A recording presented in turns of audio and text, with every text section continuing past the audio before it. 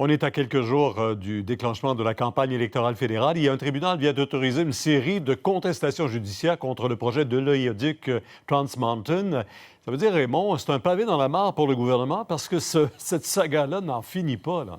Oui, la saga qui n'est pas encore terminée, malgré le fait qu'en juin dernier, le gouvernement de Justin Trudeau, on s'en souvient, avait pour une seconde fois au cours des dernières années annoncé la concrétisation de ce projet. Or, cette concrétisation demeure encore incertaine ce soir. Il y a encore ces embûches judiciaires. Ce sont des groupes qui se sont adressés aux tribunaux au cours des derniers mois pour contester cette seconde approbation du gouvernement Trudeau à ce projet de plusieurs milliards de dollars qui est très cher à l'Alberta, très cher à l'industrie pétrolière, également dans l'Ouest canadien.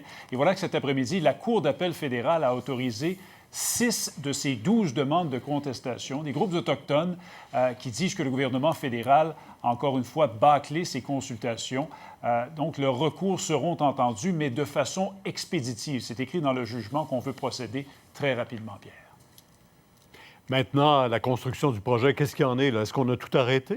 Non, on n'a pas arrêté les travaux. Il n'y a rien dans la décision de la Cour d'aujourd'hui qui suspend les travaux. Il y a eu une réaction cet après-midi par écrit du gouvernement de Justin Trudeau. On a réagi en se disant confiant que l'approbation donnée en juin dernier a été accordée dans les règles de l'art. Pendant qu'on aperçoit Justin Trudeau cet après-midi, qui est au nord de Toronto, je voulais vous montrer les images, Pierre, parce que le premier ministre, on le voit encore aujourd'hui, clairement en campagne électorale, en train de serrer des mains. Il a pris plusieurs selfies également cet après-midi.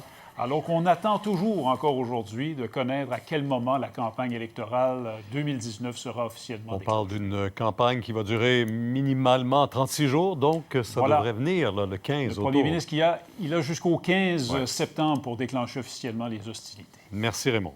Au revoir.